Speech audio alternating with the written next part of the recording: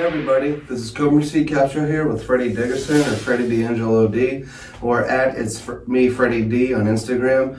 He's my buddy here. I've known him for a while, since Merrimack. We're just doing a little fun podcast today.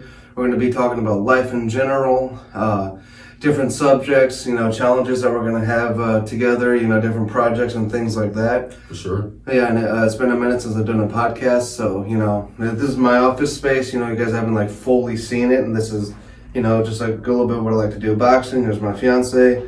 I love the philosophy of wolves, things like that. I got my friend here. So, we're going to start. So our first subject that we're going to talk about in our podcast is how we met. So Freddie, if you'd like to start, because man, it's been a minute, but... It's been a minute. The first time I met you was when I was in, I don't know if it was either middle school or freshman year in high school. I met you, and a mutual friend of ours took me to one of your karate or your taekwondo lessons. And I was just like, wow, this kid's got too much energy. Because you're you're going around just doing all these punches and stuff. Exactly how you are today. Yeah, I was going to say, my fiance will tell you I'm the exact same way. Same way, but it was pretty cool though. I was almost over 15 years ago. It was way over 15 years ago. Yeah. And then we met again, linked back up at Merrimack when I was there for college. It was at 2012, 2014 probably. Yeah. And that was right before I started going off to do my photography and stuff. But yeah, dude, it's been a while. Yeah. Man, shoot, I remember it's so funny because when you started talking to me again at Merrimack, you were like, "What's up?" I'm like, why do I know you? It was one of those things that we really connected. I was like, oh my God, yeah. That was cool though. I mean, it's just so funny how, that's the thing that is so true about St. Louis. You almost know everyone. 100%, dude. It's a very small town. Yeah. As much as it's a big town, Webster Groves, for example. Yeah. It's a big, small town. You can go to the grocery store and still see people from high school and they'll call you by your full name. Yeah. Kobe C. Capshaw. Coburn. Yeah, and I'm like, oh, what? Yeah, because it's, I don't know if it's I don't know if they're making fun of you or just one of those silly call outs, hey, how you doing? Just. But it's almost every single person does it. It's crazy. Totally, man, yeah. I do like it though, to an extent, because I always think about it growing up, my dad, he would go to the store and every single time, Fred Dickerson, how the hell are you? What you doing here? And he'd be getting groceries. And then here I am growing up, he's dead and gone. And it's just yeah. I go to the grocery store, Fred Dickerson, how the hell are you? I wonder how it's going to be whenever I have kids or something someday.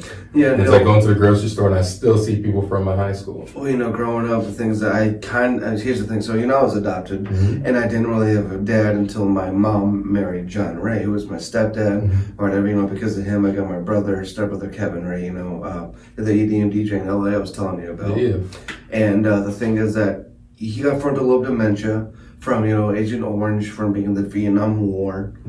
And, passed away at 55 going to my sophomore year of high school. That was very hard for me to deal with, but I've had closure on it. Yeah. But it's so funny because, it's weird how, let me put it this way. That didn't really have any father figures growing up, except for, my other best friend, Phil, that I told you, he was a second dad to me. Yeah. It's been around since the day I was adopted. One of my best friends. But he instilled in me how to be a man, how to be a gentleman, be a nice guy, be a genuine, how to treat people right. But, it's so funny how, my dad wasn't here that long on this earth, honestly, how much he still taught me. Yeah. And how much I learned from him, even though that, it's sad because sometimes when I think of him, it's hard to remember the times when he was healthy because, when you see somebody like that, and then you see their brain start to rot and deteriorate and slowly go away, that gets embedded in your brain, and you can't forget that. 100%. My dad died at 58, and I still think about it like that. At the point of him passing, I was 23 years old. Yeah. And then there I was, 23, but I felt like he taught me 70 years worth of knowledge. Because here it is to this day, I still will have days that something he told me when I was 17 makes complete sense today. Right. And I'm how did he know that I would need to hear this at this point to somehow use this later on in my life. Mm-hmm. You know, those people, like, it's a lasting effect. You know? Seeing the way you treated my mom is actually what helped train me on how to treat my fiance today. 100%. Besides the life lessons I learned from seeing Phil, how he treats women and things like that. You know, it does help, you know. So like, he would bring her flowers all the time, you know. He'd always bring her just like, you know, writing presents, gifts. He'd always, you know, just be so sweet and loving to her. Like when, you know, to the point to where whenever my dad would come into their room, my mom would light up like a Christmas tree. And you know, like, and it's nice to see her get that spark when I enter the room, because for the longest time, you know, that spark wasn't there. It was very dim. Yeah. I know I'm speaking in metaphors, but you know what I'm saying. No, I relate too heavy to that, because my mom's finally she's up to that point where now it's like, I'll bring her flowers, just like you were saying. Right. And she'll get that spark, like, okay, I mean, and it's still a little bit of sad, but it's not like complete sad, Mm-hmm. you know? Yeah. So, well, like I said, does cover our second subject. But, you know, since we're just kind of, you know, going on a roll here, what, you know, here's something I really did want to talk about. Well, one, because I do want to relate this to how stress, I feel like, is actually a mental issue, and a lot of people don't think it is, because it's coming and going. But besides stress, I guess this relates.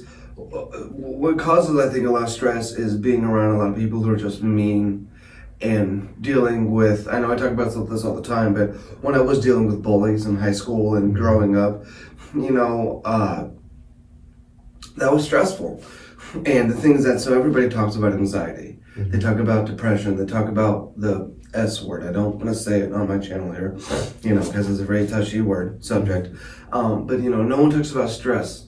And they say, well, it's because, you know, you go through it and then it goes away. Stress has lasted me like a whole week one time.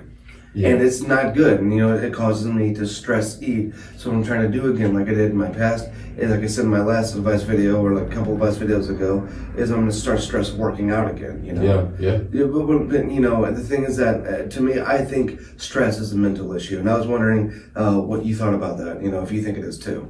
Stress is a silent killer. I would definitely say that. Because there have been times where, back when I was first starting in my career, where I would take on too many projects, and I'd be fully stressed out, and be to the point where I would not leave my house for a week. Like, I would just go dim. I wouldn't respond back to anybody. I would just disappear. But then every waking moment, even the moments I'm asleep, I'm thinking about the projects that I don't have done. And it'd just be sitting there, it'd be inside my mind, like, just killing me. Right. It's one of those ones where, like, it's just a tough situation. People have to work through it, and a lot of people look down on people for thinking that stress is more than just a phase. Right. Yeah. Like when I'm editing videos, or I'm, you know, coming up with no ideas, and it's like 8:30, 9 o'clock, 10 o'clock, and I'm like, I have to finish this. And I know if I don't, it's going to be hard for me to... Gonna stress it the next day. Yeah, no, exactly. You know, like I said, and also to anyone else out there who does stress out, please, you know, try to get it under control. I know it's hard. Trust me, from a guy who personally goes through it and struggles with stress and stress eating, it's not easy. You know, like I always say, just talk to a therapist, talk to me, talk to a friend, relative, somebody that you know that loves you. They'll actually sit there and pay attention, actually listen to you. You know, just talk to somebody that you trust, you know. But yeah, no, that's definitely one of them. And so our fourth subject is our long-term fitness goals. So you and I, we're going to start doing this challenge. So the thing is that, you know, I'm trying to lose a lot more weight by my wedding. 100%. And, you know, I want you to help lose weight, you know, by my wedding too, because you're coming to my wedding. I'm showing up to the wedding. It's on my calendar right now. Right. And the thing is that I want you to do it for yourself. I don't want you to do it just for my wedding, but I want you to help that make a goal. So, like you and I said, I think that's on here. That's actually the sixth subject. We'll wait on that one. But so what's your insight on what you think we should be doing about that? What you think, you know? So for me, my long-term goals, like, I'm a big dude. I've always been a big dude. Right. I'm not as big as I used to be, but I'm still big. I know people say that you shouldn't lose large amounts of weight, but like, honestly, a long-term goal for me, I'd say is 50 pounds. I would like to lose 50 more pounds in my lifetime. Yeah, same here. And I feel like I would be fine. Yeah. You know, that's a long-term goal of mine. Like, I have tons of short-term goals, but as far as long term, I would just like to live a healthier life and, stop just poisoning myself with the foods out here. The Right. foods are just like a lot of these sugary things. Like I was looking on Instagram as I always do, and they were making brownies. And I'm like, oh, these brownies look amazing. But then like I was looking at what the ingredients were, and I'm like, wow, that was just sugar and butter. Like it was literally just like sweet stuff just thrown together with like chocolate chips and then baked. And I was like, wow, that's what brownies are? Like I knew what box brownies were, but I didn't know like fresh homemade ones were just literally just pure sugar and chocolate. Yeah. Yeah. And some flour, and it's just like that's it. And I'm like, wow, man, I can see why those like make me gain weight. That's milkshakes, all that. That's why we have sugar-free cream, or we don't have sugar in our coffee right now. Yeah. So coffee is kind of, it tastes amazing. I get to actually taste it, but I definitely taste sugar-free too. Yeah. So here's the thing: is that I've told you this before, and since we're on a podcast now, I would like to say this. So I'm not. It's not. People do know that I repeat myself whenever, but the reason I want to say this is because it's a scary but good recovery story. So as you know, I told you I was 300 pounds. I had clogged fat around my heart artery. Mm-hmm. Like my doctor said, I used to throw my back out all the time. And people don't realize how much you value your back until you throw it out. Because without your spine, you can't do anything at all. True. So the thing is that, one time I really, really, really threw my back out like horribly. And I went to my doctor, and he said, I want to do a test. And I said, sure. And I can't remember if he did a blood test or an x-ray or both. But he weighed me too, and he's like, you're 300 pounds.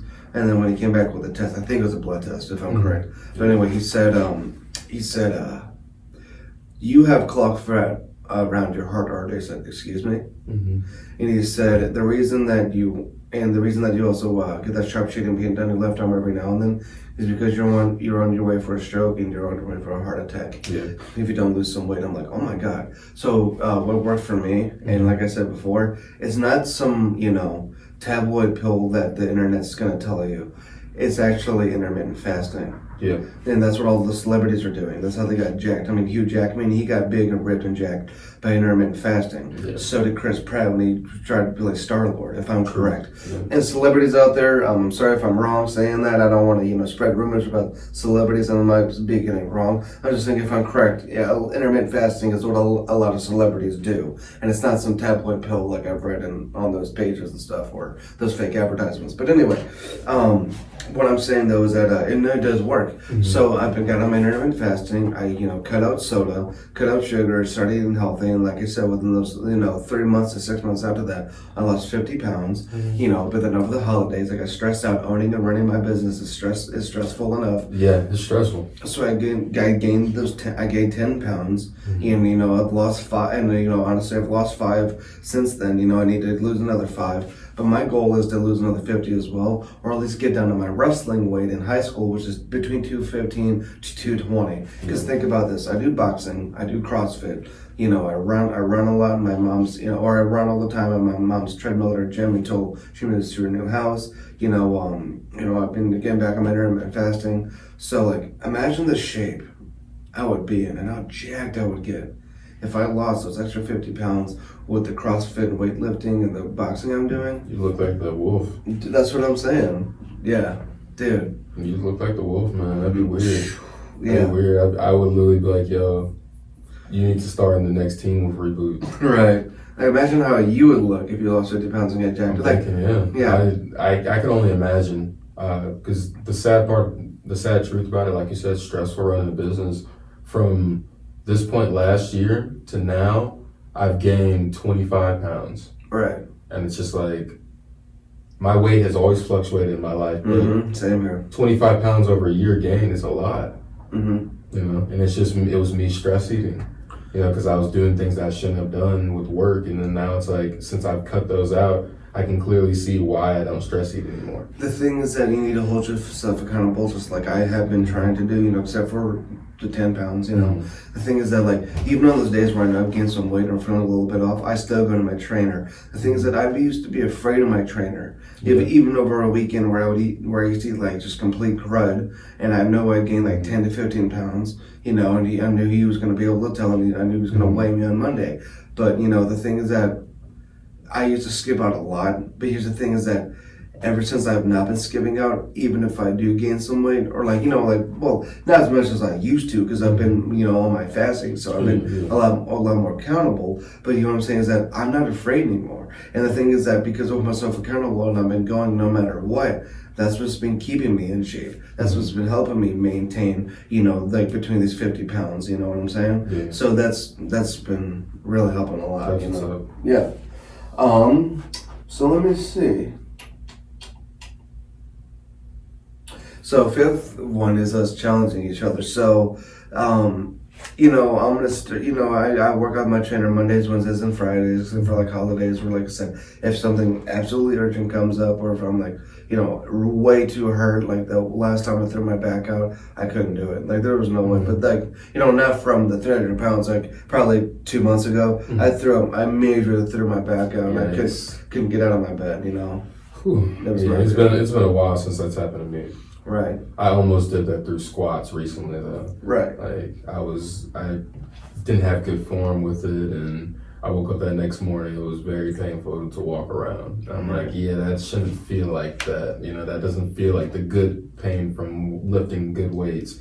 That felt like all right, I did something wrong.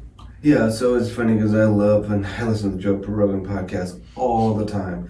And, you know, they talk about nutrition and health, and he gets experts on that all the time and everything. And what's funny is how they talk about fasting and diet and eating. And what's really funny is that even women, you know, this is funny, but men were naturally, and I actually wanted to bring this back up, we're supposed to lift weights. We're supposed to work out. It helps with our bone density. It helps us live longer. It helps with all around flexibility and function. You know, and the same thing with women. Like women are like, I don't want to get bulky. Like if you do weights the right way, you won't get bulky. And if you do get bulky a little bit, you're making yourself healthier. Like who cares? You know? I've noticed I've never really had a mustache in my life. Yeah. You see a little bit of a mustache? Yeah, I the can't. The last 8 weeks since I've been lifting, mustache showed up. Yeah, testosterone will help do that. Yeah. You know, help pushing that up. My supplements really help too, you know?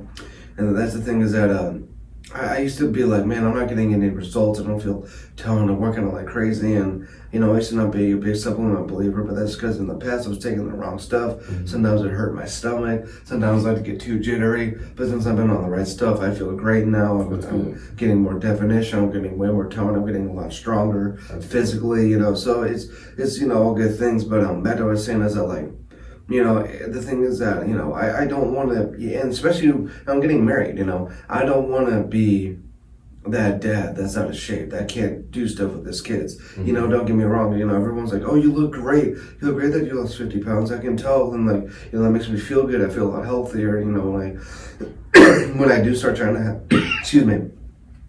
have kids, it's going to make me feel better. But, you know, imagine, like, oh, not imagine, when I do. I'm going to make this a goal. When I do, because I already lost 50 pounds. I can lose another 50. 100%. You know, when I lose another 50 pounds, imagine how much healthier I'm going to be for my kids, for my future, for my wife, for my business. Like, I look at that too. Like, just that next 50 would just, I could see how life could be better. Like, let's be completely honest. Like, if I was 300 pounds and, you know, you came to me to help me with your fitness and be your boxing and natural bodyweight training coach. Imagine if I was 300 pounds and you could tell. Would you have hit me up? Probably not. Probably not. No. No. To be 100% honest. Yeah. So, anything else you got to say about that? You want to say anything else? No. My thing is we have 3 months. Yeah. And I'm gonna start going ham, and if you're not keeping up, you're gonna just keep getting called out. Yeah. Plain and simple. Oh, okay. I do want to challenge you though. Okay.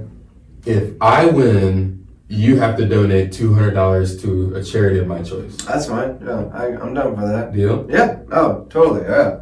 All right. Okay. So, so speaking of which, our sixth subject and last thing we're going to talk about today is so our 2 week and then 1 month here. So 1 month, I like to do a podcast here every month, you know, when we can find the time. And then every, 2 weeks, whenever you get the chance, we'll do a weigh-in, like you said, on the scale at your place and then we can do a podcast there, which I think would be fun. Podcast or workout. Yeah, whichever 'Cause one. we could hook up the mics and we can work out And like have while we people talk. No, while we talk. Yeah, Like we literally have our conversation, get weird with it. yeah, And by the end of it, we'll be able to have full conversations. yeah. That'd be fun. It'll help me perform better in Yeah. the concerts. Yep. But yeah, no, I think that's it. Maybe hit some mitts, do some boxing stuff while we're talking, you know, like things like that. Yeah. Yeah.